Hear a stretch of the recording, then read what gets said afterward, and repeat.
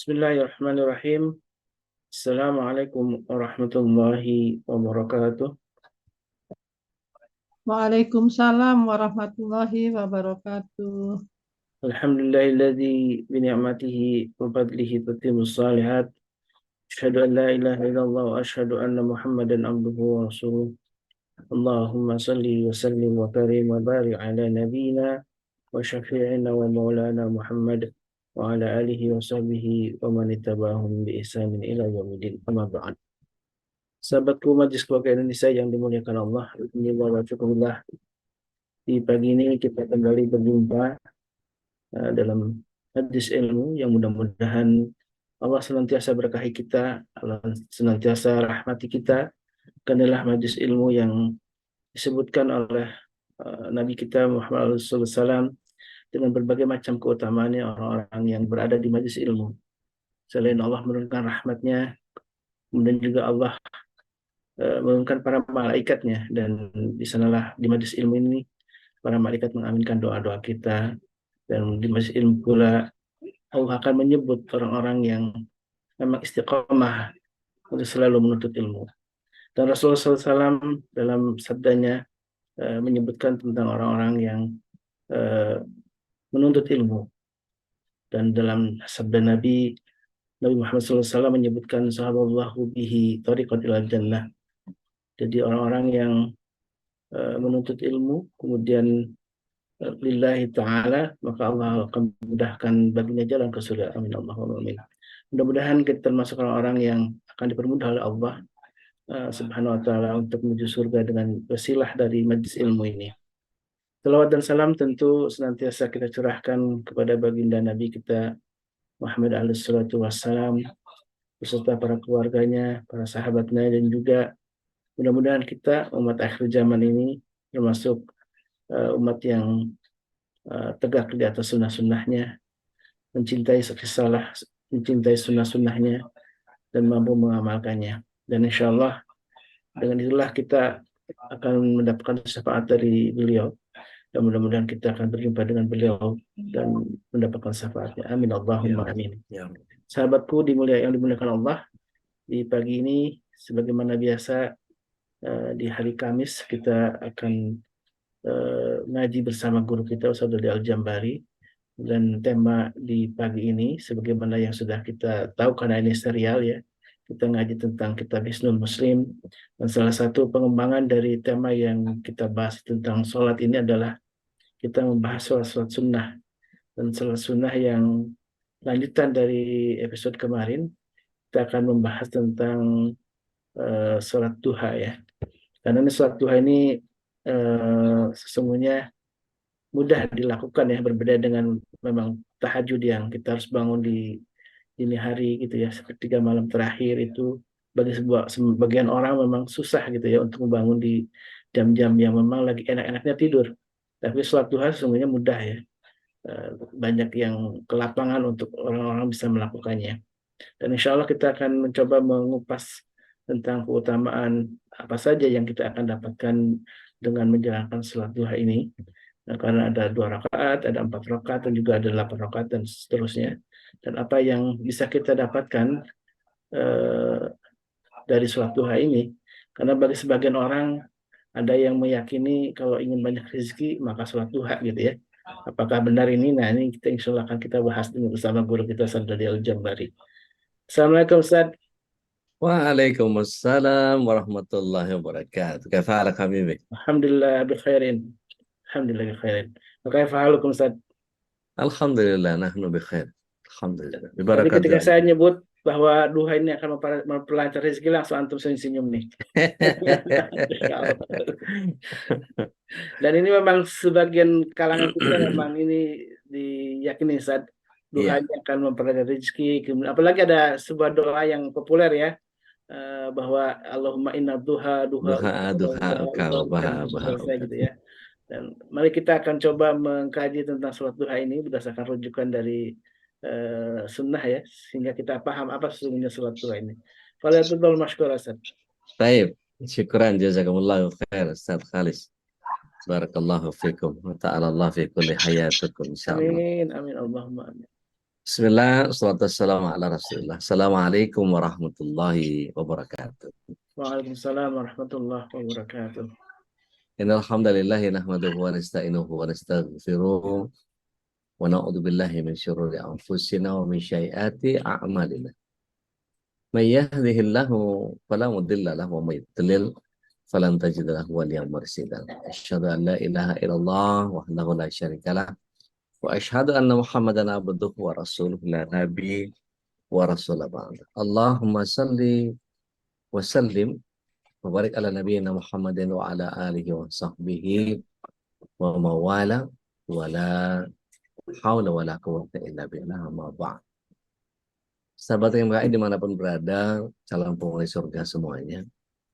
Kebersyukuran adalah sebuah keniscayaan dan salawat serta salam semoga senantiasa tercurah ke hadirat Rasulullah SAW, berikut para keluarga, sahabat dan para pecinta risalah dan syariat beliau hingga akhir zaman. Mudah-mudahan kita yang hadir pada kesempatan pagi hari ini bisa menjadi bagian dari golongan orang-orang yang mendapatkan syafaat beliau kelak di akhirat. Amin. Amin, Allahumma amin. Allahumma amin. Kita masuk kepada bahasan bab sholat duha. Jelas duha ini jika kita pelajari secara sederhana bahwa ada begitu banyak rujukan tentang sholat duha ini. Di antaranya adalah hadisnya Aisyah radhiyallahu anha. Kenapa hadis Aisyah? Karena yang paling sering mendapati Rasulullah SAW melakukan sholat duha di rumah itu adalah ibunda Aisyah radhiyallahu anha.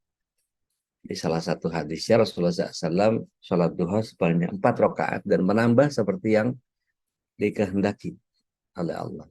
Dan apakah Rasulullah SAW mendawamkan atau sering melakukan sholat duha? Jawabnya tidak, kata ibunda Aisyah.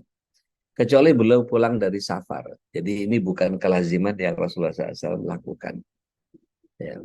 Kemudian masih dari ibunda Aisyah, Rasulullah SAW dikatakan oleh beliau radhiyallahu anhu, aku tidak melihat Rasulullah SAW melakukan sholat duha dengan tetap rutin, tetapi sungguh aku melakukannya dengan tetap rutin. Gitu ya. Artinya ini hukumnya hanya sunnah muakkad saja. Karena Rasulullah SAW melakukannya, bahkan mewasiatkan kepada Abu Hurairah untuk menjaganya. Begitu juga kepada Abu Dzar, kepada Abu Darda. Ya. Meskipun wasiat ini ditujukan kepada orang-orang tertentu dengan nama-nama tertentu, tapi ini bagian yang kemudian berlaku untuk kita semua. Tidak hanya khusus kepada yang diwasiati. Dan begitu juga ketika Rasulullah SAW melarang atau memerintah, maka hukumnya itu umum kecuali ada dalil pengkhususan. Maka dalil sholat duha ini adalah berdasarkan ucapan dan praktiknya. Dan artinya kalau disunahkan secara mutlak ini boleh dirutinkan setiap hari. Tapi pendapat yang paling kuat yaitu sholat duha ini bisa dilakukan rutin setiap hari. Tuh. Kalau kita perhatikan hadisnya, pada pagi hari diharuskan bagi seluruh persendian di antara kalian, kata Rasulullah SAW. Ini hadisnya Abu Dzar. Setiap bacaan, ya, persendian kita itu seharusnya bersedekah. Setiap bacaan tasbih bisa sebagai sedekah. Setiap bacaan tahmid, alhamdulillah, itu bisa sebagai sedekah. Setiap bacaan tahlil, la ilaha illallah, ini juga bisa sebagai sedekah. Dan tiap bacaan takbir Allahu Akbar juga bisa sebagai sedekah. Begitu pula amar ma'ruf, mengajak kepada ketaatan seperti yang kita sekarang ini lakukan. Kita sharing kepada saudara-saudara kita, kerabat kita bahwa ada kajian rutin di MKI dan seterusnya. Dan ini juga bagian yang kita lakukan, nahi mungkar, ya, dari kemungkaran juga sedekah. Tapi apa kata Rasulullah SAW? Itu semua bisa dicukupi dengan melaksanakan sholat duha sebanyak dua rakaat. Masya Allah. Gitu. Jadi apa yang dilihat oleh ibunda Aisyah itu terkait dengan sholat duhanya Rasulullah SAW, artinya bukan berarti kemudian sholat duha itu tidak ada, karena berdasarkan riwayat yang lain sholat duha tetap dilakukan dan kita boleh mengikuti Rasulullah SAW gitu ya, yang dibicarakan dalam hadis yang lain, gitu. Nah, sholat duha ini sangat dianjurkan minimal 2 rakaat, sempurnanya 8 rakaat, di tengah-tengahnya ada 4 atau 6 rakaat. Itu juga ulama Syafi'iyah menyatakan seperti itu. Mau 4, mau 6, jadi pakaian kita monggo silahkan. Nah, kemudian waktunya sholat duha ini di antara matahari meninggi ya sampai kemudian matahari eh, zawal tepat di atas kepala kita. Maka waktu pilihannya adalah ketika lewat dari 1/4 siang. Artinya kata Rasulullah SAW itu apa? Ketika anak onta meninggalkan eh, pendaringannya. Jadi ketika eh, sudah mulai panas eh, tempat duduk atau tempat istirahatnya, maka ini dijadikan sebagai waktu untuk kemudian itulah waktu seduha-duhanya duha. Gitu. Sehingga betul-betul duha yang paling duha itu adalah sekitar jam 9 setengah 10. Gitu ya. Nah, Rasulullah SAW juga menyatakan sholat tobat yang dilakukan itu adalah duha. Jadi ini hadisnya dari Zaid bin Arqam. Jadi nggak perlu orang sholat duha, sholat tobat di tiap malam gitu. Tidak ada satupun tuntunan yang menyatakan. Biasanya kan gini nih, mohon maaf ya ibu-ibu. Sholat malam itu biasanya dimulai dengan sholat hajat, kemudian sholat tobat, kemudian terusin sampai tahajudnya dapat 8, kemudian setelah itu witir 3. Kalau saya tanya, dari mana dalilnya ibu mengerjakan itu? Kelaziman. Gitu. Maka ini sebaiknya tidak dilakukan. Jadi niatkan untuk qiyamul lail saja dari 8 rakaat yang ada plus 3. Nanti di bab qiyamul lail akan kita bahas gitu ya setelah ini. Nah, dari Zaid bin Arqam radhiyallahu an bahwa Rasulullah SAW juga bersabda bahwa sholatul awabin sholat duha. Jadi sholat duha ini adalah sholatnya orang yang kembali kepada Allah. Dilaksanakan ketika anak unta mulai kepanasan. Gitu. Nah, al-awwab ini artinya orang-orang yang kembali kepada Allah Subhanahu wa taala. Ya, nanti akan kita bahas juga dalam Asmaul Husna At-Tawwab yang Maha menerima tobat. Kemarin kita sudah bahas tentang At-Tawwab juga sedikit gitu ya. Nah, jadi waktu utamanya kalau kita lihat dari mulai sepenggalan matahari naik gitu ya. Kalau hari ini 5:25 gitu ya. Itu sudah boleh kita melakukan sholat duha. Itu sholat duha yang disebut oleh Imam Al-Albani sebagai duha awal. Sholat duha awal. Jadi isyraq yang kita lakukan sambil zikir itu kemudian bisa kita kerjakan. Dari isyraq kemudian sambung duha boleh. Nah, waktu yang paling pasnya adalah ketika matahari sudah mulai panas. Kira-kira jam 9:30, 10. Gitu. Sampai kapan? Sampai kemudian zawal. Persis di kepala kita. Dan sesaat sebelum tepat di kepala kita matahari, maka tidak boleh kita mengerjakan. Jadi sebelum itu, gitu. Setidaknya 10 menit sebelum zawal. Gitu. Jadi kira-kira kalau dari waktu duhur, itu kurang lebih kurangi setidaknya 20 menit. Gitu. Kemudian Imam Nawawi menyatakan, rahimahullah, bahwa waktu yang dibahas dalam hadis ini adalah waktu afdol sholat duha. Meskipun sholat duha bisa dilakukan dari terbit matahari sampai waktu matahari tepat di atas kepala kita. Nah, nanti akan kita bahas tuh perbedaan antara sholat duha dengan sholat isyraq. Ya, masalahnya ada di niat. Gitu. Nah, kemudian siapa yang sholat duha sebanyak 12 rakaat, maka Allah akan membangunkan sebuah istana di surga. Ini hadisnya dhaif ya, sanadnya ada yang dhaif. Tapi Rasulullah SAW itu meskipun hadis yang anas, tapi Rasulullah SAW menyatakan bahwa barang siapa yang 12 rakaat itu semua ulama sepakat untuk menguatkannya di rawatib yang kita udah bahas pekan lalu. Kemudian dari Ibunda Aisyah radhiyallahu anha bahwa Rasulullah SAW masuk ke rumahku kemudian beliau sholat duha 8 rakaat. Nah, ini yang kemudian syaratnya juga dhaif gitu. Jadi artinya yang kuat tadi minimal 2 gitu ya, boleh 6, boleh berapa ya. Setidaknya adalah 2 rakaat. Berapa jumlah rakaat maksimal sholat duha? Paling banyak tidak dibatasi karena duha adalah waktu sholat untuk menyibukkan diri dengan waktu yang sekiranya kita adalah orang yang memang betul-betul kosong, dalam pengertian tidak ada kegiatan yang yang memang kita harus kerjakan. Artinya gini, eh, ketika kita bekerja di sebuah perusahaan, gitu ya, atau kita sedang mengemban eh, bagian yang kita sebut, gitu ya, sebagai bagian yang eh, sebentar, surat doa, oke, yang kita sebut sebagai sosok yang kemudian kita tahu bahwa ini adalah bagian dari salat-salat yang kita kerjakan, gitu ya.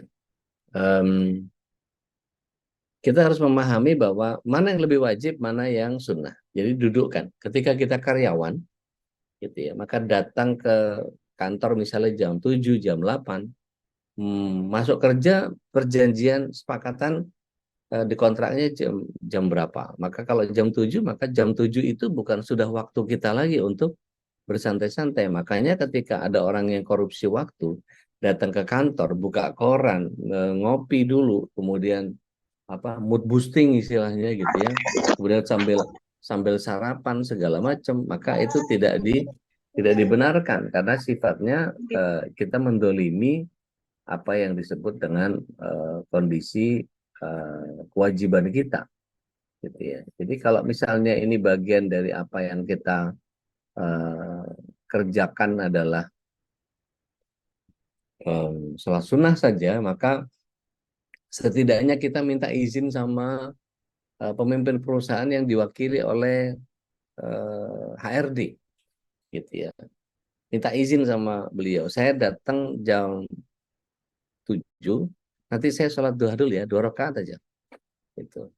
Kalau diizinkan, monggo silakan. Tapi kalau enggak, maka kewajiban kita bekerja jauh lebih wajib dan lebih utama pahalanya ketimbang kita sholat duha yang kemudian sifatnya hanya sunnah saja.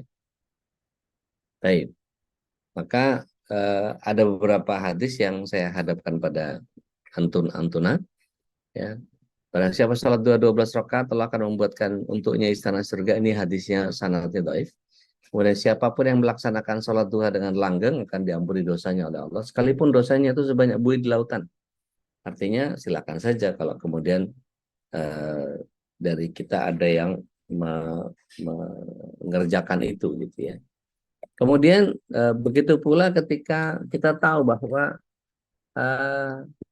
Rasulullah SAW itu sholat duhanya 8 rakaat, gitu ya, dan bersalam tiap 2 rakaat, tetap yang artinya sholat sunnah itu 2-2. Jadi 8 rakaatnya itu begini kira-kira kalau dipecah, jadi 2 2 2 2, gitu ya.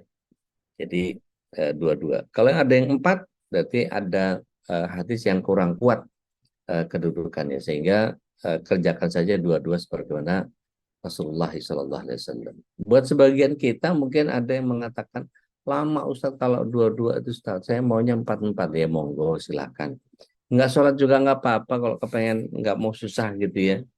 Tapi kadang-kadang kita ini tidak mau kompromi dengan bagian yang kalau apa ya, ya namanya manusia itu kan maunya ngerjain dikit untungnya banyak, gitu ya, atau ngerjain dikit tapi hasilnya banyak, gitu. Nah, sebaiknya kita mulai mengandalkan amaliyah kita. Seandainya Allah SWT kumpulkan kita di kelompok orang-orang yang kelompok orang-orang yang mengerjakan sunnah, gitu. Ini bagian yang insya Allah kita akan dipilih oleh Allah SWT sebagai golongan-golongan orang yang dawam mengerjakan sesuatu. Apakah kita menjadi orang yang masuk dalam golongan orang yang ahli sedekah, ahli tahajud, ahli duha, ahli Quran, gitu, ahli. Jadi betul-betul kita menghayati, menjalankan semua bagian pencarian amalan kita itu betul-betul punya andalan. Gitu. Nah, ini yang kemudian setiap kita perlu punya amal yang jangan nyari biar cepat Ustadz, soalnya repot Ustadz, soalnya ini excuse-nya banyak gitu. Kalau orang Jawa bilang saombone alas ya ombon alasanmu gitu ya. Nah, ini yang kemudian batas duha ini kecukupan kata Zaid bin Arqam tadi dikatakan bahwa sholatul awwabin duha itu ya berakhir pada panas menyengat di tengah hari yang ketika kita tahu bahwa Rasulullah Shallallahu Alaihi Wasallam itu betul-betul uh, melakukan uh, kegiatan yaitu menjadi bagian yang insya Allah setiap kita menjadi faham bahwa apa yang Allah Subhanahu Wa Taala inginkan adalah bagian yang insya Allah setiap kita memahami dengan benar. Nah, ketika kita tahu bahwa Allah Subhanahu Wa Taala menghadirkan tadi ya kesempatan kepada kita, maka Rasulullah SAW juga menyatakan bahwa dalam hadis qudsi Allah Jalla wa'ala berfirman bahwa wahai anak Adam jangan sekali-kali engkau malas mengerjakan 4 rakaat salat duha dua-dua ya, karena dengan sholat tersebut aku cukupkan kebutuhanmu pada sore harinya. Ini kan menjadi sangat sangat luar biasa gitu. Jadi ketika kita ditunggu oleh Rasulullah SAW dalam menghadirkan begitu banyak uh, kegiatan, maka salah satunya duha ini adalah bagian yang insya Allah menjadi bagian kemuliaan kita. Barang siapa masih berdiam diri di masjid atau tempat sholatnya setelah sholat subuh karena melakukan itikaf, berzikir dan melakukan 2 rakaat sholat duha, disertai tidak berkata sesuatu kecuali kebaikan, maka dosanya akan diampuni meskipun banyaknya melebihi buih di lautan. Ini yang tadi saya sampaikan.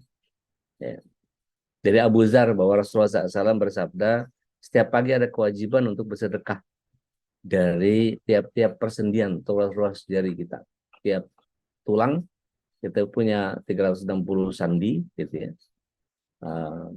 Kemudian tiap tasbihnya sedekah, tiap tahlilnya sedekah, tiap takbir sedekah, tiap tahmid sedekah, dan menganjurkan kebaikan juga mencegah kemungkaran itu sedekah. Cukup menggantikan semua itu dengan 2 rakaat sholat duha. Satu hal lagi, Rasulullah SAW juga ketika beliau tertinggal sholat malamnya tidak sempat tahajud, bismillah, beliau biasa mengganti alaihi salatu wassalam dengan duhanya 12 rakaat. Jadi kalau beliau tidak sempat 11 rakaat di tahajud, beliau ganti dengan 12 rakaat. Saya pengen kayak Rasulullah SAW, boleh, tapi tadi kalau kita bekerja, jangan sampai kemudian kita berlama-lama di musola, gitu ya, kesolehannya menjadi tidak tepat. Karena kecuali kalau Ahad, Sabtu kita libur, monggo silahkan dikerjakan. Tapi kalau kita dalam keadaan bekerja, tidak mendapatkan izin dari HRD, tidak mendapatkan izin dari pemilik perusahaan di mana kita bekerja, maka sebaiknya kita tetap mengerjakan tugas-tugas kita. Karena kewajiban kita jauh daripada apa namanya, menjalankan apa yang Allah SWT hadirkan. Nah, ini yang Ustadz Khalid tadi sampaikan. Ya, ini yang banyak dibaca. Ya. Allahumma inna duha'a duha'uka wa baha'a baha'uka wa jamala jamaluka wa quwata quwatuka ya wa qadrata qudratuka. Terus ya. Wa ismata ismatuka. Terus ya. Keindahanmu, duhamu, keagunganmu, kekuatanmu, itu perlindungan. Ingkana rezeki minas sama fa'anzilhu, turunkan kalau masih di langit. Wa ingkana rezeki minal ard, gitu, maka fa'akhrijhu, keluarkan. Kalau masih sukar, mudahkan. Kalau ternyata haram, maka sucikan. Kalau masih jauh, dekatkan. Berkah waktu duha, keagungan, keindahan, kekuatan, dan kekuasaanmu limpahkanlah kepada kami segala yang telah engkau limpahkan kepada hamba-hambamu yang saleh. Ya, ini lengkapnya doa ba'da duha. Tapi sayangnya doa ini bukan hadis. Gitu.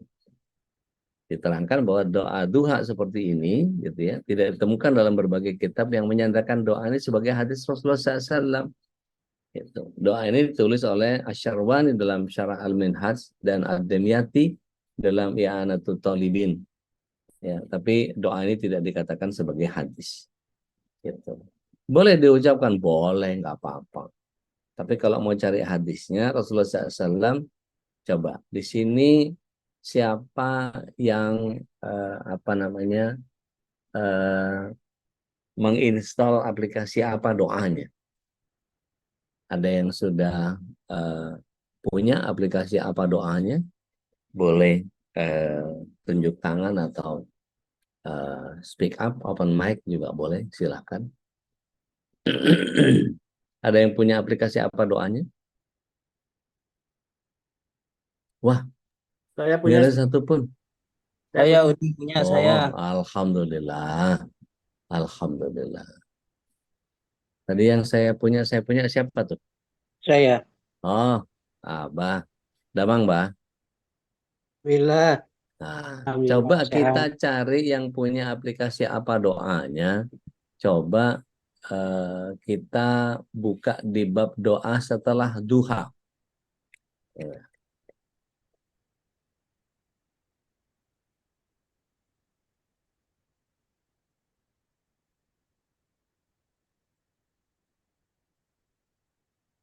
doa setelah duha atau zikir setelah duha. Ya, Mbak Sari, ahlan. Untuk yang belum, saya wajibkan ini kalau jamaahnya UD harus nih. Yang ini nih aplikasinya nih. Ya. Rabbi firli wa tub alayya Allahumma firli wa tub alayya wa innaka tub antat alayya tawwabur rahim. Maka anta innaka. tawwabur rahim. Nah, itu berapa kali dibaca? 100 kali. 100 kali. Hadis yang dari siapa itu? Dibaca di bagian bawahnya. Hadis siapa itu? Di bawah. Ada hadisnya siapa? Loh, pada ngilang semua ini. Mana?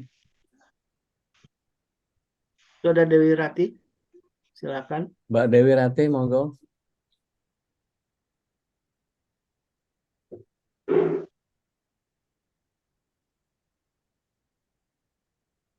Hadis Bukhari dalam Ah, Al-Adab Al-Mufdor 217 nomor 619 Masya Allah. disahihkan oleh Albani. Albani. Albani. Baik. Yang satu lagi. Doa setelah sholat duha yang satu lagi. Ada satu lagi. Allahumma gfirli wa tub alayya innaka antat tawwabul ghafur. Nah, hadisnya siapa itu? Hadis riwayat An-Nasa'i dari Hmm. As-Sunnah Al-Kubra 9 Nah, nomor 46. berapa kali itu dibacanya itu? 100. Masya Allah. Ini yang kemudian membuat kita menjadi, oh pantas kalau kemudian cantik Teh Abi dong tolong. Jadi ini yang disebut sebagai pengundang rizki itu yang ini. Kenapa kok jadi pengundang rizki? Kalau kita perhatikan gitu ya.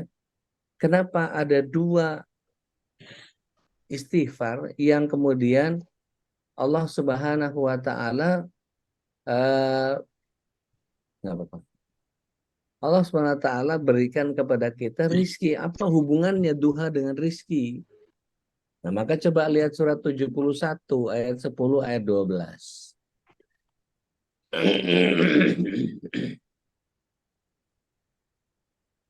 Silakan Bu Dwi membacakannya. Monggo. Surat Nuh ya. Surat Nuh, nah. Ayat 10 17. sampai 12. Silakan Abah, mungkin Abah membacakannya, Mbak Abah. 10 sampai 12. 10 sampai 12 betul? Iya. Terjemahnya aja. Mangga. Bismillahirrahmanirrahim. Maka aku berkata kepada mereka, Mohonlah ampunan kepada Tuhanmu, sungguh Dia Maha Pengampun. Nah, 11. Niscaya Dia akan menurunkan hujan yang lebat dari hujan langit lebat, kepadamu. kasih saya. Ya. Hujan lebat terus Dan dia Kemudian 12. memperbanyak Dan Dia memperbanyak harta dan anak-anakmu harta dan dan mengadakan anakmu, kebun-kebun kebun-kebun, untukmu terus dan mengadakan sungai-sungai untukmu. sungai-sungai, Masya Allah. Kemudian, mengapa kamu tidak takut akan kebesaran Allah? Ya, Dan jadi sungguh Dia telah menciptakan kamu dalam beberapa tingkatan kejadian. iya, jadi istighfar itulah yang kemudian membuat kita didatangkan oleh Allah Subhanahu wa taala rezeki dari berbagai arah. Syukran Abah, barakallahu fiik. Jadi dengan istighfar yang 200 itu bukan dengan Allahumma inna duhaka gitu. Tapi kok sekali lagi ya, saya tidak melarang dibaca silahkan, nggak ada masalah karena doa bisa ada hadisnya nggak ada hadisnya berdoa aja gitu. Tapi kalau kita mau ingin mengerucut kepada apa yang Rasulullah SAW contohkan gitu, hadirkan, maka kita ngikut aja Rasulullah SAW. Jauh lebih ada jaminan gitu. Karena mengikuti Rasulullah SAW dalam surat 3 ayat 31 kan jelas bahwa Allah SWT akan memberikan cintanya kepada kita dan memberikan kepada kita ampunan gitu. Nah, barang siapa yang kemudian kalau di surat 71 ayat 11 ayat 12 tadi yang rezekinya disempitkan, banyak yang istighfar, belum punya anak yang mandul, kemarin kita ngobrol soal rezeki yang dari Al-Wahhab gitu ya, yang mandul, banyak yang istighfar gitu. Yang kebunnya nggak bagus gitu, panennya atau numbuhnya, banyak yang istighfar. Jadi sambil nyiram kembang sambil istighfar boleh nggak ada masalah. Gitu. Malah ada yang nanam kembang sambil diselawatin malah. Terus kemudian sungai-sungai. Gitu. Ini artinya apa? Rizki yang datang dari Allah SWT kemudian Allah limpahkan karena zikir istighfar yang kita lakukan. Gitu. Jadi jangan sampai kemudian salah niat. Saya tak sholat duha deh biar dapat rezeki. Tentot, jangan begitu. Sholat duhanya karena Allah. Jadi betul-betul iyaka na'budu wa iyaka nasta'in. Setelah sholat duha baru minta.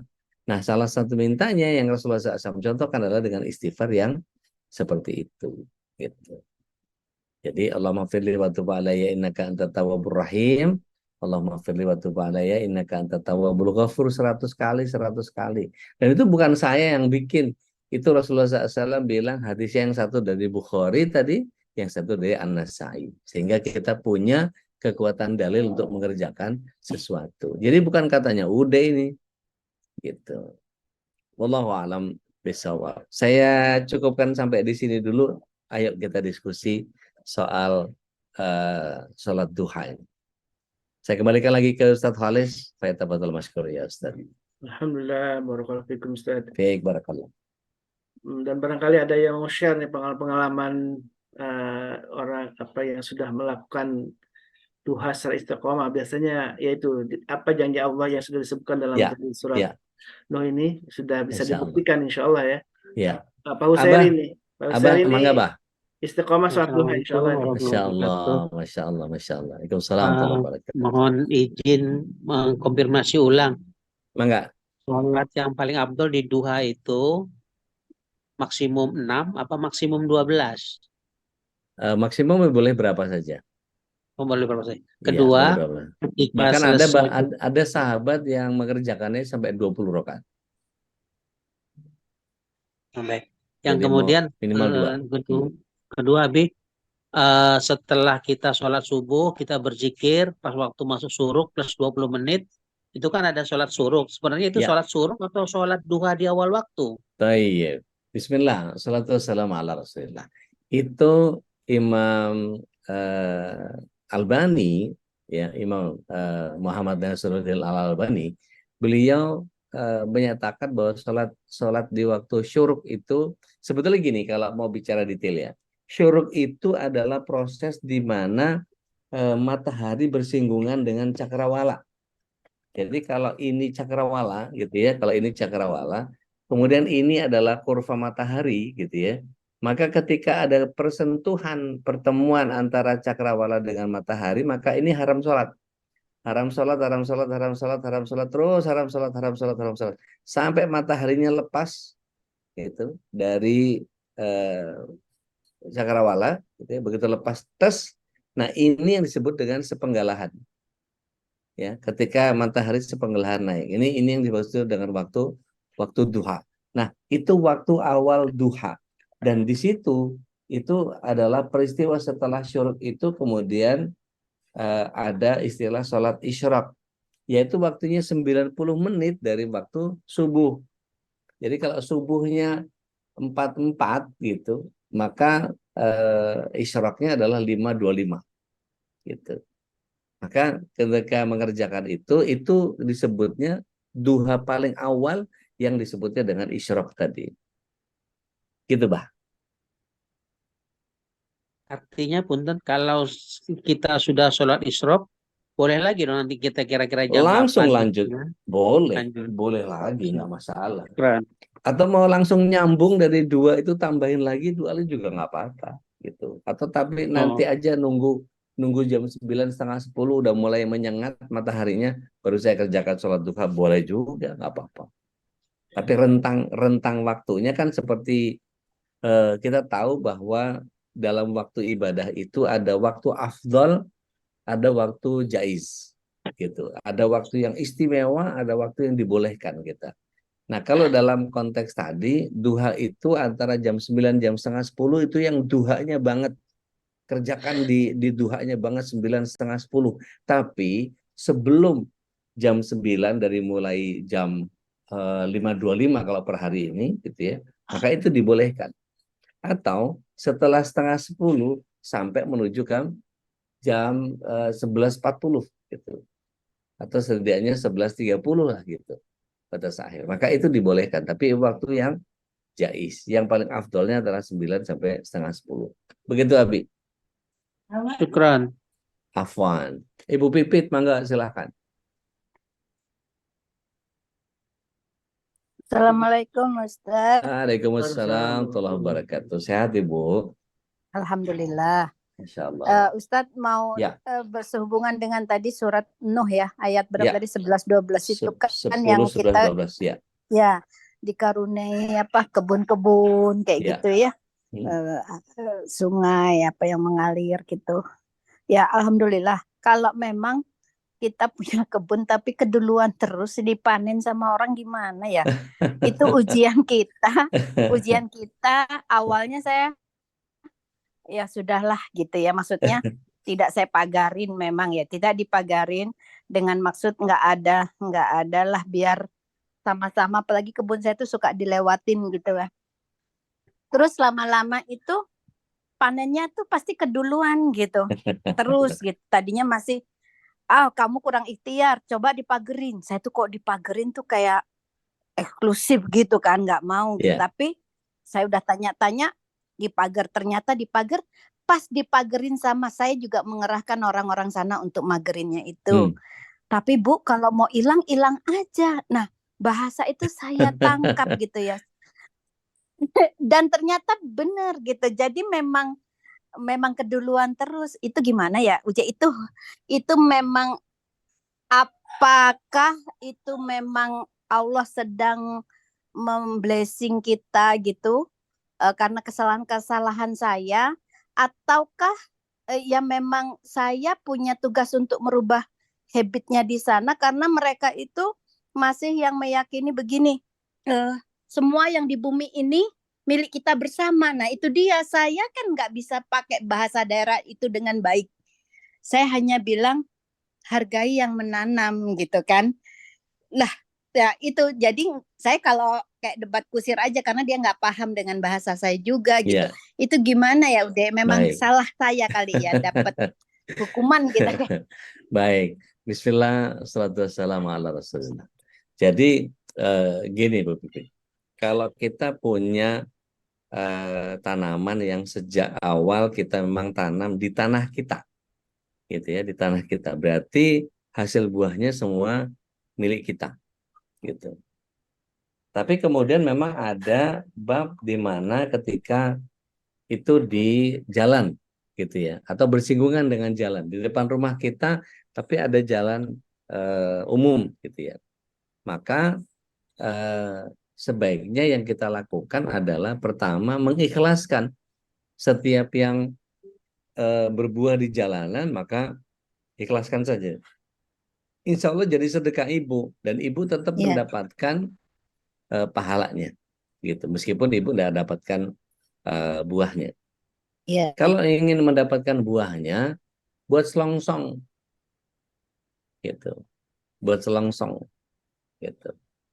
Plastik ya, saya. Bikin Tapi selongsong, nggak ya bisa, selongsong. Ya, udah. Jadi saya itu bertahun-tahun, alhamdulillah juga sih, saya syukurin saya baru panen kayak alpukat sekali gitu ya. Jadi pas saya masuk ke kebun itu ternyata sudah banyak orang di atas tuh, di pohon cengkeh gitu loh, naik.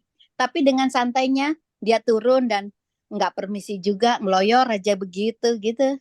Udah, tapi gimana ya bisa maksud saya bisa kuat, atau karena mungkin apa salah saya dari awal, sebenarnya nggak apa-apalah diambil mereka, yang penting mereka nggak kelaparan, tapi maksud saya sisain lah dikit untuk saya gitu. iya, Tapi susah iya. itu udah, jadi memang eh, mungkin ujian saya berat kali ya. Dosa saya juga banyak gitu. Iya. Pertama itu Udah tadi yang saya bilang, diselongsong gitu, ikhlaskan. udah Ya, diselongsong, jadi ya. memang nggak bisa Oke. kayak nangka gitu ya, sudah aja saya datang lagi sudah nggak ada gitu, Hmm, udah biasa. iya, iya.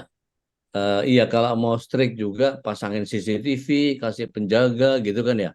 Kalau memang benar-benar Iya, nggak mau itu kan effort banget ya. Udah Bismillah aja.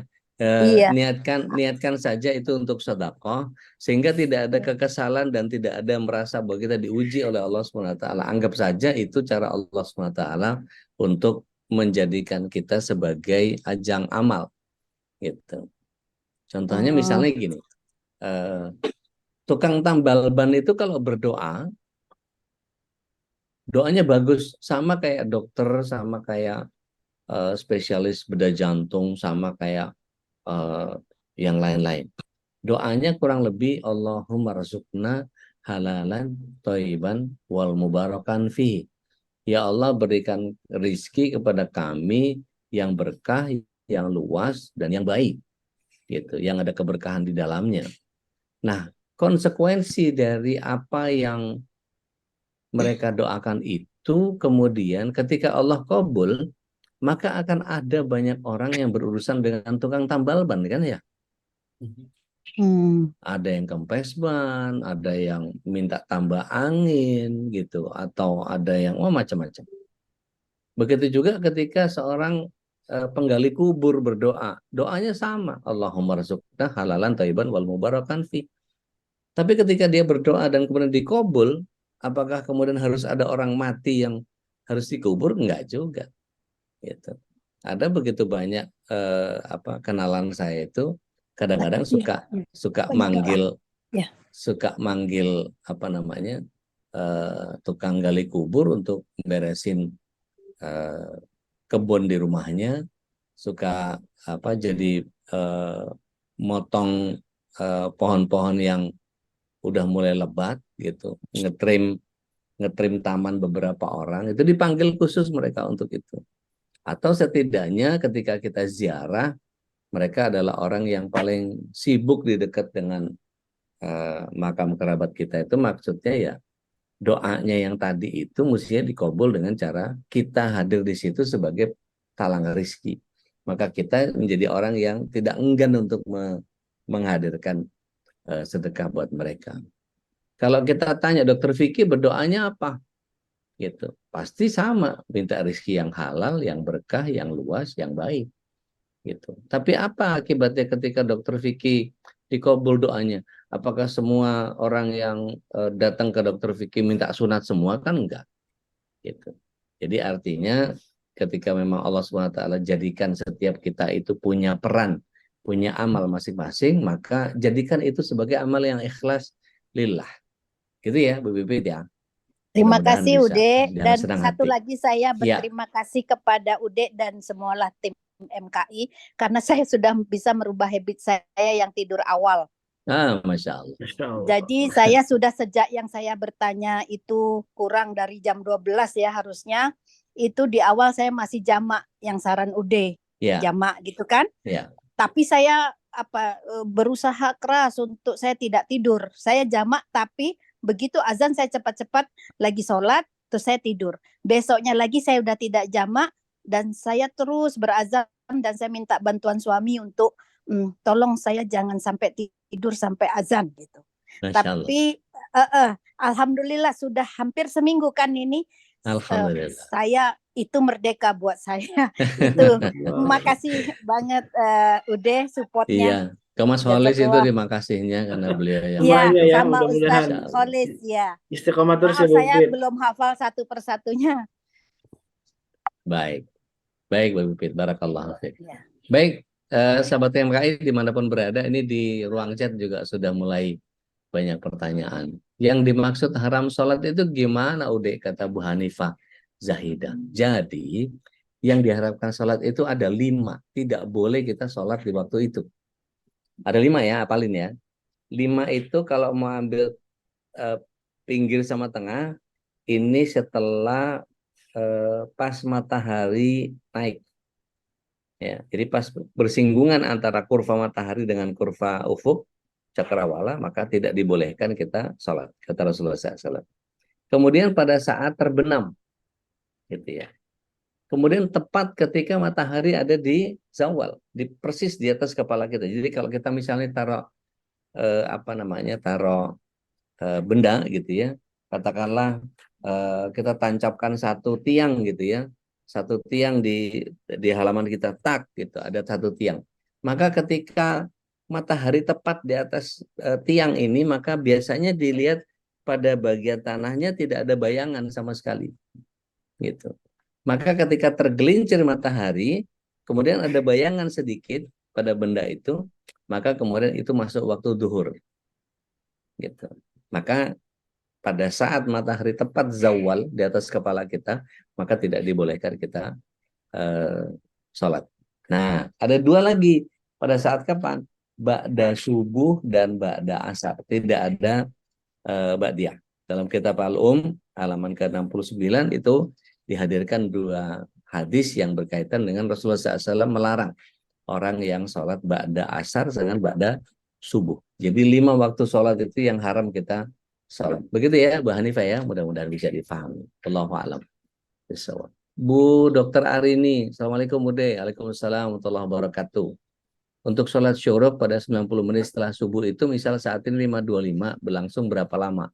Misal saat itu kita sedang baca Quran, apa langsung dihentikan untuk melaksanakan sholat syuruk? Atau misal masih bisa 5 menit atau 10 menit setelah 5.25? Baik. Jadi, bismillah, salatu wassalamu ala rasulillah. 5.25 itu adalah 90 menit dari jam 4:04. Artinya ketika kita sedang baca Quran gitu, kita ikut zikir seperti ini misalnya, kita berzikir nih, berilmu sama sholat sunnah, bagusan mana pahalanya? Bagusan ngejar wajibnya. Jadi ketika ini selesai 6:30 nanti gitu, maka kita kerjakan sholat isyraq kita. Karena redaksinya adalah setelah selesai melakukan zikir, kemudian menutupnya dengan 2 rakaat sholat. Jadi bukan pada waktu 90 menit. Barang siapa 90 menit dari waktu subuh kemudian dia, itu bukan. Tapi setelah selesai zikirnya, selesai baca Quran, selesai zikirnya, selesai dia bermajelis, selesai dia ikut kajian di masjid mungkin gitu ya. Maka dia kerjakan 2 rakaat, maka ini yang dimaksud dengan salat isyraq gitu. Tapi memang berkaitan dengan proses syuruknya tadi itu. Bahwa kemudian nantinya terhitung sebagai sholat duha, maka tetap pahala atau fadilahnya kita mendapatkan pahala umroh dan haji sempurna, sampai Rasulullah SAW menyatakan tamatan, maka ini didapatkan juga oleh kita. Wallahu a'lam bishawab. Begitu Bunda. Mas Amir, Baik, Solo, terima kasih Ude. dengan senang hati Ya, Bunda. alhamdulillah, Bude. Udah sampai Bali nih? Masih di Bali. Masya Baru nanti mau Allah. persiapan mau berangkat ke venue. Ude, mohon maaf kemarin hari Kamis kemarin tidak bisa gabung di kajian yang membahas tentang rawatib. Ya. Saya pengen bertanya perihal rawatib, Ya. khususnya di hari Jumat. Hmm. Ya karena terjadi ada sebuah ini saya berjamaah di sholat Jumat di masjid dan itu tidak ada azan awal, tidak ada azan ininya atau azan dan langsung naik khotib Ya. menyampaikan khutbahnya. Ya. Nah itu kan sebenarnya ada kesempatan kita untuk melakukan rawatib qobliyah duhur. Ya. Nah qobliyah duhur itu baiknya bagaimana? Baik. Bude? Bismillah. Salatu wassalamu ala Rasulillah. Memang untuk yang azannya cuma sekali, gitu. Maka sebetulnya sesaat sebelum khotib itu naik mimbar, khusus untuk Jumat, kita boleh mengerjakan sholat mutlak dua terus. Itu untuk sholat untuk apa? Sholat mutlak untuk nunggu imamnya atau khotibnya naik mimbar. 2 rakaat mutlak lagi terus gitu. Dilakukan untuk Allah saja. Gitu. Maka ketika dia sudah Assalamualaikum warahmatullahi wabarakatuh, udah selesai kesempatan kita, jadi nggak perlu lagi kita nunggu azan untuk kita mengerjakan qobliyah duhurnya. Gitu. Itu bisa diantisipasi dengan cara seperti itu. Atau kita bisa lihat nih, ketika waktunya misalnya 11.40, berarti 11.40 itu waktunya azan. Berarti kalau misalnya kita mau mengerjakan sholat baina adanain, gitu, itu ketika sholat sudah kumandang, gitu, azan kumandang, gitu ya. Sementara kita belum sempat mengerjakan sholat, kerjakan saja sholatnya 2 rakaat, nggak ada masalah. Karena pernah Rasulullah SAW itu sedang khutbah. Kira-kira kalau dalam kaidah khutbah itu boleh ngobrol nggak? Boleh interaksi nggak sama jemaah? Boleh. Nggak boleh. Nggak boleh. Khutbah Rukun nggak boleh. Khutbah nggak boleh. Kalau ceramah boleh. Gitu. Tapi ketika itu Rasulullah SAW menegur seseorang yang kemudian datang pada saat Rasulullah SAW khutbah, dia langsung duduk. Langsung ditanya sama Rasulullah SAW, langsung pointing. Hal intas sholat? Kamu sudah sholat belum? Laisa ya Rasulullah. Belum ya Rasulullah. Fasallu. Maka Rasulullah SAW katakan, sholatlah. Tahiyat masjid itu menjadi penting. Gitu. Itu sebagian ulama menyatakan itu tahiyat masjid. Gitu. Ada yang menyatakan bisa di baina adanain, bisa didobel, maksudnya seperti itu. Sama seperti ketika Imam Nawawi membolehkan itu. Gitu ya, Mas Amir ya. Nah, kalau jenengan ada di Bali, rawatibnya tinggal aja, kecuali yang 2 rakaat itu, yang qobliyah subuhnya. Ini jenengan nggak masuk di grupnya MKI ya? Masuk Ustaz. Oh masuk ya. Saya belum nemu nomor jenengan soalnya. Oke, Mbak Tia silahkan. Monggo katakan. Nuhun Ustadz. Assalamualaikum Ustadz. Waalaikumsalam warahmatullahi wabarakatuh. Berkaitan dengan sholat syuruk Ustadz. Ya. Ini saya kadang agak ragu gini Ustadz. Ini kan informasi ini saya tahunya mungkin ada 2 tahun yang lalu dari teman yang sesama umroh, dan selalu saya terapkan pada saat saya umroh, karena yang saya pahami syaratnya harus sholat subuh berjamaah di masjid gitu ya Ustadz ya. Ya.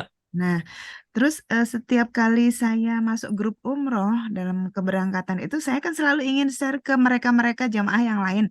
Ya. Cuman yang pertama persepsi saya mereka nggak semuanya tahu, karena saya pun mengalami, saya tahunya akhir-akhir 2 tahun kemarin. Tapi sepertinya ada golongan lain atau ada imam lain mungkin yang menganggap bahwa itu nggak benar, mungkin seperti itu. Apakah semudah itu mendapatkan pahala umroh dan haji? Apakah memang ada mazhab lain mungkin ya Ustadz ya? Baik. Memang itu nggak benar gitu atau ya, baik. Bismillah, salatu wassalamu ala Rasulillah. Ada hadis yang memang menyandarkan kepada sholat isyraq itu do'if jiddan dari sisi hadisnya. Jadi gini, ini bicara ranah hadis ya. Jadi ketika kita bicara tentang kayak saya sekarang nih, saya menyampaikan ini kepada seluruh sahabat MKI dimanapun berada, gitu ya. Ada Mbak Nita di Serpong, ada Mbak Tia Bandung, Ustadz. di Bandung, gitu kan. Ada tadi Mas Amir di Bali. Nah, ini kan bagian yang kemudian apa yang saya sampaikan sama kan, nyampe kan, gitu kan ya. Tapi kemudian nanti ibaratnya kalau saya ini Rasul SAW, kemudian dibawa sama wanita, dibawa sama Mbak Tia, dibawa sama Mas Amir, dengan kemudian, aku dapat dari Ude loh, kata Ude begini, begini, begini, dan seterusnya, dan seterusnya. Tapi kira-kira ada orang-orang yang ketika membawa berita dari saya itu, ada yang bisa dipercaya, ada yang ingatannya agak kurang bagus, ada yang hafalannya kurang sabit, kurang kuat, dan seterusnya. Sehingga pokoknya waktu itu udah pernah ngomong gitu deh, gitu kan nggak jelas tuh. Nah, dalam tataran hadis itu sanadnya mesti kokoh, gitu ya, matannya atau redaksinya mesti kuat dan seterusnya. Sehingga ketika bicara tentang hadis itu ada kondisi di mana kalau kita belajar mustalah hadis ya, ada yang mutawatir, gitu ya, ada yang muttafaqun alaih, ada yang sahih gitu, terus ada yang hasan, ada yang doif. Doif itu ada yang bisa naik ke hasan li ghairihi, gitu. Dari hasan itu bisa naik ke sahih li ghairihi, gitu. Jadi dalam kaidah hadis seperti itu. Nanti sampai ada yang doif jiddan, ada yang doif jiddan jiddan, ada yang sampai kemudian ini bukan doif, ini maudhu itu berarti palsu, berarti bukan hadis. Bahkan dicari di kitab hadis pun saking palsunya nggak masuk gitu. Nah, maka pengurutan atau pemahaman hadis yang seperti itu, kemudian pada kondisi sholat isyraq ini memang ada yang disebut sebagai doif jiddan jiddan dari sisi sanad dan matannya. Tapi Imam Nasruddin Al-Albani menuliskan satu bab khusus, bab sholat isyraq itu dengan sanad-sanad yang sahih, gitu. Jadi kalau ada orang lain yang mengatakan bahwa itu dhaif jiddan jiddan, betul memang ada hadis yang dhaif jiddan jiddan, gitu. Tapi yang jalur yang lain gitu ya, beda jalur nih. Nah, misalnya contohnya tadi saya bilang, ini jalurnya Mbak Tia ada yang nggak beres, atau jalurnya Mbak Nita, atau jalurnya Mas Amir yang ada yang nggak beres, gitu. Tapi saya menyampaikannya sama nggak? Sama, gitu. Tapi misalnya yang riwayatnya dari Mas Amir karena kebanyakan orang Bali yang merawi orang Hindu gitu, maka kemudian yang terjadi adalah ya itu banyak yang palsu karena yang meriwayatkan bukan orang Islam misalnya gitu ya. Gitu. Ini contoh aja, contoh periwayatan hadis. Maka kemudian yang lebih kuat yang dari Mbak Tia. Tapi orang tahunya yang kesebar itu yang dari Bali, yang dari Mas Amir karena Mas Amir temannya banyak, kemudian orang Bali banyak orang Islam juga, yang tersebar adalah yang doif jidan tadi, yang sangat-sangat lemah tadi. Tapi yang dari Mbak Tia kokoh dalilnya kuat, gitu. Nah, Mbak Tia sedang menyampaikan tentang ini loh yang ada dalilnya kuat, tiba-tiba orang berpendapat dengan dalil yang lemah. Gimana tuh? Khilaf kalau sudah begitu. Gitu. Gitu ya, berarti ya. Mohon Ustadz, berarti tadi Mangga. kita berdasarkan dalilnya siapa Ustadz? Lupa, maaf. Imam Albani. Imam Albani. Hatur Iya. nuhun Ustadz. Bagai. Jadi ada dua hadis yang dinyatakan bahwa barang siapa setelah selesai sholat subuh, yang satunya riwayat Ahmad, yang satu riwayat Abu Daud. Yang satu bilang masjid, yang satu nggak bilang masjid.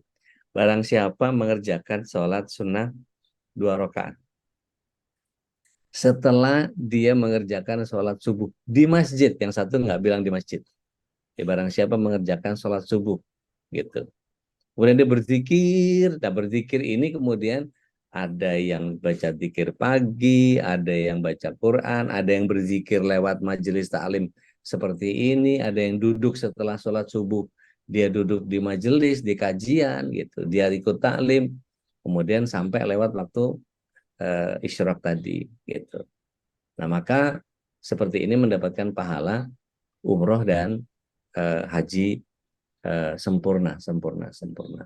Memang kalau dilihat bahwa enak banget pahalanya gede banget. Iya, memang ada gitu. Jadi jangan dinafikan ketika Rasulullah SAW kita sholat 2 rakaat di Masjid Kuba dengan menjaga wudhu. Gitu. Barang siapa menjaga wudhu dari tempat kediamannya, kemudian dia sholat 2 rakaat di Masjid Kuba, sholat apa saja, tahiyat masjid kah, duha kah, hajat kah, taubat kah, mutlak kah, atau apa saja, itu 2 rakaat. Maka pahalanya seperti mendapatkan umroh. Belum umroh, ini yang mana? Yang main-main balon siapa ini? Gitu. Belum umroh, gitu. Nah ini yang kemudian jadi bagian yang seharusnya kita bisa memilih, ya memang ada pendapat yang melemahkan, dan melemahkan sangat-sangat lemah, yang tadi saya bilang dhaif jiddan memang ada gitu. Ya nggak apa-apa, silahkan aja. Tapi hadis yang kita pegang dari dua tadi, hadis riwayat Ahmad dan Abu Daud gitu ya. Kalau nanti Teh Tia mau dalilnya, nanti saya sematkan di grup gitu ya.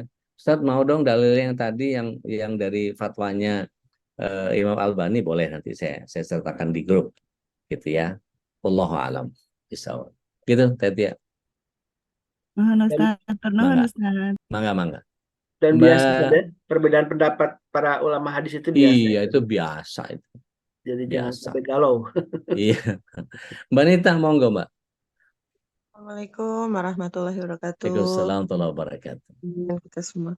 Ya Ude, mohon maaf, mau bertanya mengenai sholat duha apabila kita dalam perjalanan atau safar, kita sedang bepergian. Biasanya kita di tempat tinggal kita melakukan. Tapi pada saat duha safar, kan kita kadang punya schedule yang harus jam segini udah harus gini, akhirnya kita tidak melakukan. Saya pernah mendengar bahwa kalau kita sedang bepergian, Allah tetap memberikan pahala kita walaupun kita tidak melakukan duha ataupun tahajud misalkan gitu. Nah, itu bagaimana kira-kira Ude? Baik, Begitu. bismillah. Salatu wassalamu ala Rasulillah.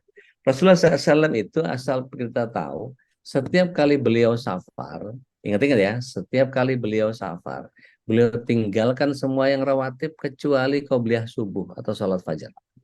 Semua rawatib ditinggalkan, tahajud, wala duha, wala apa, wala witir, nggak ada, ditinggal sama beliau. Tapi qobliyah subuh, ya, sholat fajar yang 2 rakaat sebelum sholat subuh itu yang kemudian jadi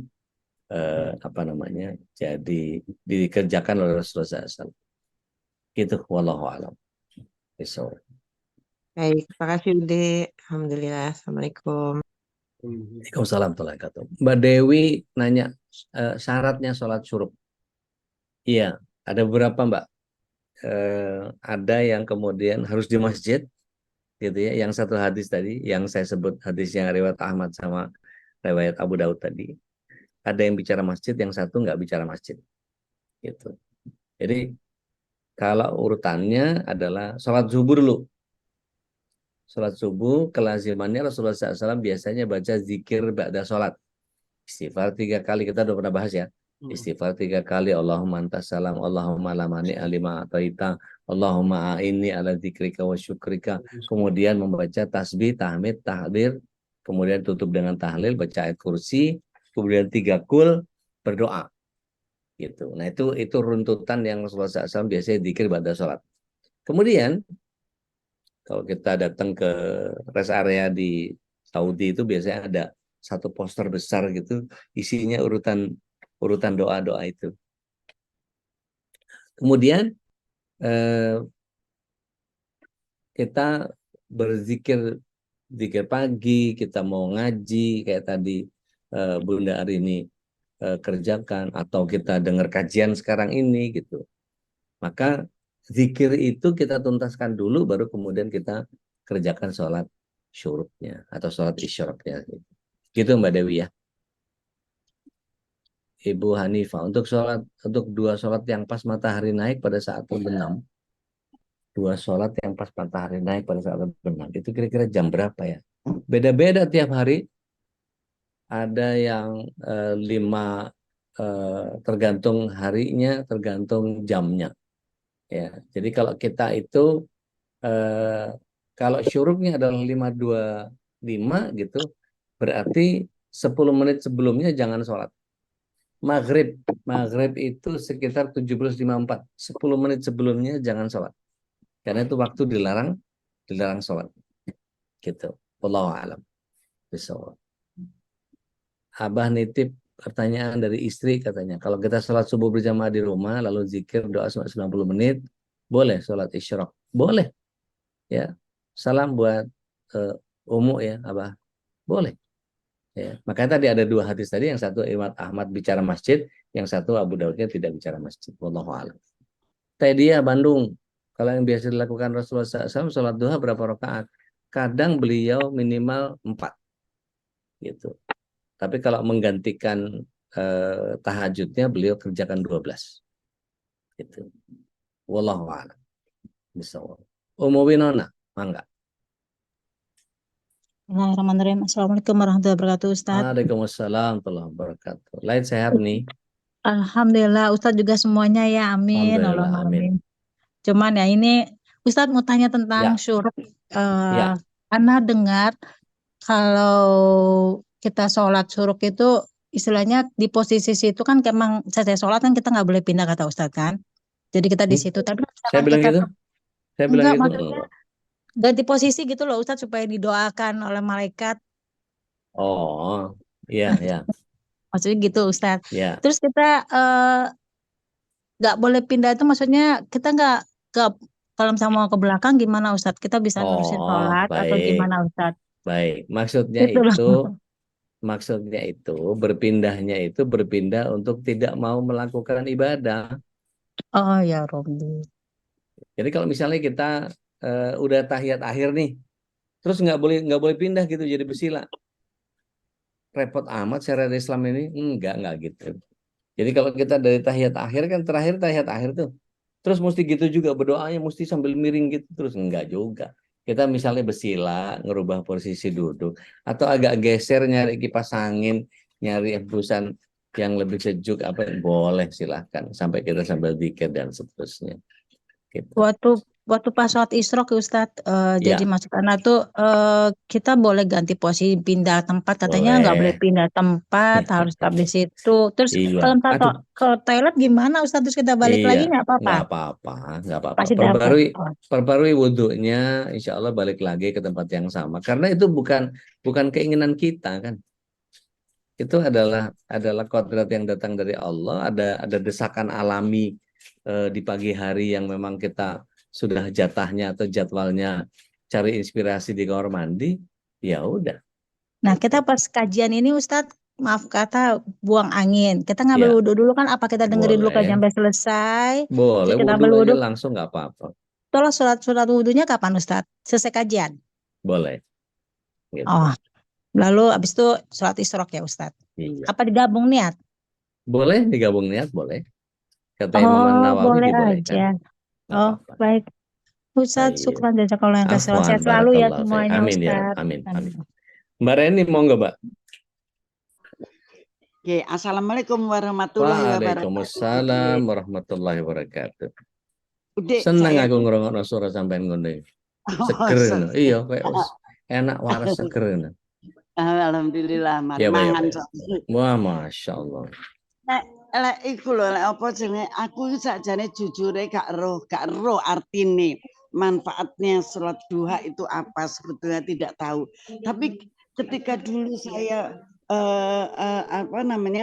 2014 hijrah ke agama itu, tiba-tiba saya ngelihat orang sholat duha, terus dengar juga di radio bukan sholat duha itu bagus.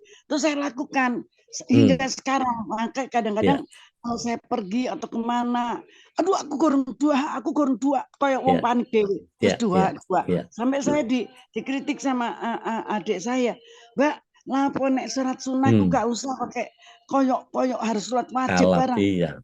Terus tapi saya gak roh, ke hati saya sendiri rasanya lek gorong sholat duha itu kayak ada yang salah. Padahal saya nggak ngerti artinya.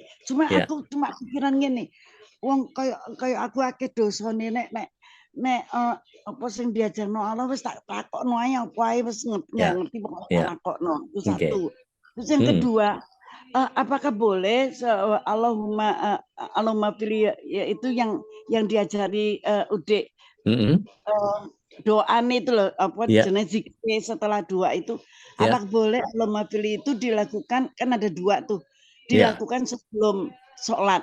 Maksudnya sambil jalan kaki pagi hari itu tak lakok pokoknya 100 jadi 200 kan. Itu sebelum boleh, kan lakok, nah terus begitu sampai rumah saya baru duanya gitu, boleh nggak sih? boleh, nggak apa-apa, Boleh boleh, dipisah. Tapi boleh. memang waktu sebelumnya saya bilang, Allah nyun sewu saya mau zikir itu Allahumma Iya, fili entah nggak itu. apa-apa, Gitu ya. Ya nggak jadi apa-apa. begitu ya Pak Ye, Budi, Pak ye, Budi memang ye, Budi. Gitu. Jadi ye. sebetulnya manfaat yang benar itu apa sih sakjane Baik. ngono. Mas Bismillah, Budi. salatu wassalamu ala rasulullah. Iya, Bah, beliau ini Mbak Reni Jayusman, artis zaman dulu. Artis zaman sekarang juga beliau. Eh, jadi, apa sih manfaatnya sholat duha itu? Tadi Rasulullah SAW bilang, semua tasbih sedekah, tahmid sedekah, tahlil sedekah, tasbih sedekah. Gitu. Kita ini amar ma'ruf seperti ini, itu sedekah. Nahi mungkar, mengingatkan anak untuk sholat, mengingatkan anak untuk ikut ngaji dan segala macam dan seterusnya, itu juga bagian dari sedekah. Semua itu, tasbih apa segala macam dan seterusnya, bisa diganti dengan 2 rakaat sholat duha. Dan itu nilainya adalah sedekah untuk persendian seluruh tubuh kita. Jadi ibaratnya kalau kita belum sholat duha, itu belum bersedekah kepada seluruh tubuh kita. Gitu, Mbak. Oh, pantesan Bahwa ya. kemudian benar yang jenengan bilang bahwa apa istilahnya Kayak kurang apa sih mau? gak Iya, lengkap kalau kurang iya sholat. rasanya kayak ada yang kurang gitu. Itu Iya, level keistiqomahan ibadah seseorang. Nanti kalau cuman sekedar, aduh, aku belum sholat wajib biasa. Aduh, aku belum sholat duha biasa. Aduh, aku belum zikir pagi petang biasa. Aduh, aku belum tahajud biasa. Aduh, aku belum baca Quran. Aduh, aku belum, wah macam-macam. Sehingga dia punya tahapan yang kemudian makin naik, makin naik, makin naik, makin naik. Gitu. Aduh, pagi ini aku belum ngaji sama MKI. Aduh, itu jadikan standar yang kemudian naik, naik, makin naik, makin naik, makin naik, makin naik. Gitu. Nggak apa-apa, insya Allah. Ngono ya, Mbak? Iya, matur suwun, Ya, matur suwun. monggo aturan. Assalamualaikum. Barakallahu fiik.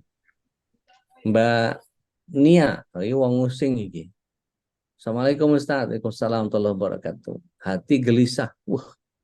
Khawatir apakah ini salah satu tanda Allah mengampuni dosa kita. Gelisah dan kekhawatiran. Maksudnya gimana nih? Gelisahnya atau kekhawatirannya? Ya. Jadi kalau Allah caranya mengampuni dosa kita, kita nyaman dengan ibadah kita. Jadi caranya Allah SWT supaya kita tahu ada indikasi bahwa ibadah kita diterima sama Allah SWT itu, kita makin dekat sama Allah. Kita makin banyak zikir, makin banyak sedekah, makin menjauh dari teman-teman yang gak bener gitu.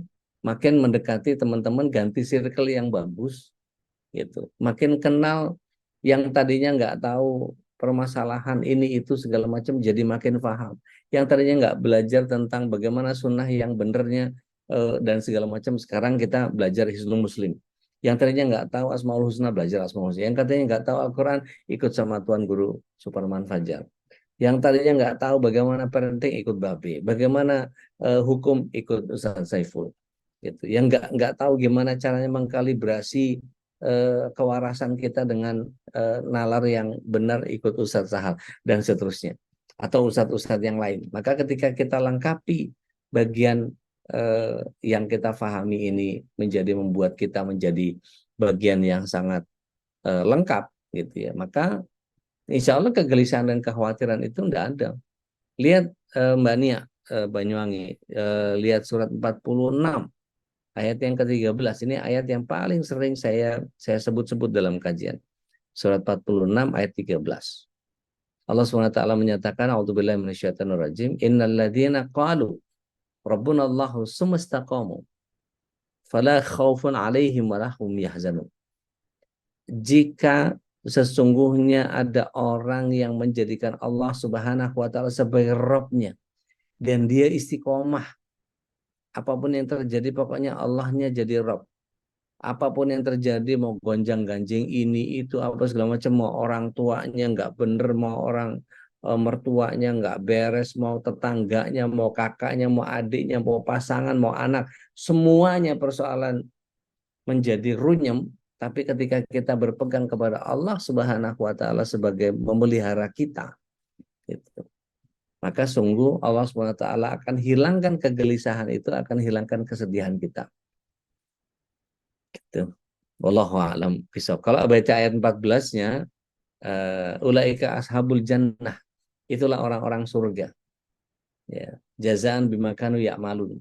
Ya, sebagai balasan sebagai apa yang dia kerjakan. Gitu Mbak Nia di Banyuwangi. Mudah-mudahan saya nggak salah menerjemahkan pemahaman itu gitu ya. Wallahu a'lam bishawab. Baik, Ustaz. Alhamdulillah wa syukurillah.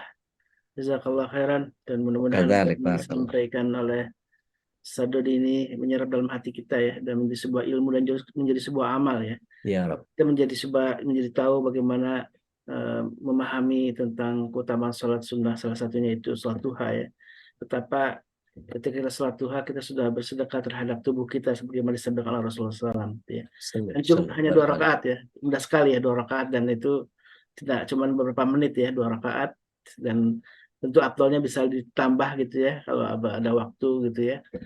Dan tadi seperti yang diingatkan oleh Ustaz Dodi juga, kalau kita sedang bekerja tentu jangan sampai juga kita merusak kewajiban kita, karena ada satu betul. kewajiban terhadap perusahaan dan itu tetap harus dijaga karena itu adalah sebuah kewajiban yang sampai kita kemudian malah yang sunnah tapi yang wajibnya malah ditinggalkan ya. Ya. Baik, Setuju. alhamdulillah. Mudah-mudahan apa yang sudah disampaikan ini tetap kita menjalankan dengan istiqomah ya, karena istiqomah yang paling penting dalam ibadah kita. Dan walaupun tadi tidak, ketika istiqomah kita melakukan dan ketika ketinggalan atau mungkin karena ada hambatan, ada sesuatu yang tidak bisa dilakukan, tetap pahalanya akan tetap kita dapatkan Insyaallah dari keistiqomahan kita. Amin. Baik, jamaah yang dimuliakan Allah, mari sebelum ditutup kajian ini, saya mengingatkan kembali ini adalah pagi yang penuh berkah. Mudah-mudahan kita mengisinya selain dengan kajian ilmu juga dengan sedekah ya. Ada sedekah tadi, duha juga sedekah, tapi juga sedekah dengan harta kita. Mari kita manfaatkan waktu kita untuk di pagi hari dengan infak fisabilillah. Nah, salah satunya MKI punya banyak kegiatan, dan insya Allah di tanggal 25 November ini kita akan ada kegiatan di hari Sabtu ya. Ada kegiatan khitan gratis untuk kaum duafa, dan mudah-mudahan jamaah semuanya bisa ikut berkontribusi ya, berbagi dengan kita untuk sama-sama menjadikan kegiatan program ini program yang bisa bermanfaat untuk orang banyak ya. Dan insya Allah juga kita akan terus melakukan berbagai macam program-program yang lebih baik lagi. Mohon doanya dan mohon dukungan dari semuanya ya. Baik, jamaah yang dimuliakan oleh Allah Subhanahu wa Ta'ala, mari kita tutup kajian ini dengan doa kafaratul majlis. Subhanakallahumma wa bihamdika asyhadu an la ilaha illa anta astaghfiruka wa atubu ilaik. Al-afwu minkum wa billahi taufiq wal hidayah. Wassalamualaikum warahmatullahi wabarakatuh. Waalaikumsalam warahmatullahi wabarakatuh. Allahumma arhamna bil Qur'an waj'alhu lana imaman wa nuran wa hudan wa rahmah. Allahumma zakirna minhu ma nasina wa 'allimna minhu ma jahilna warzuqna tilawatahu ana al-layli wa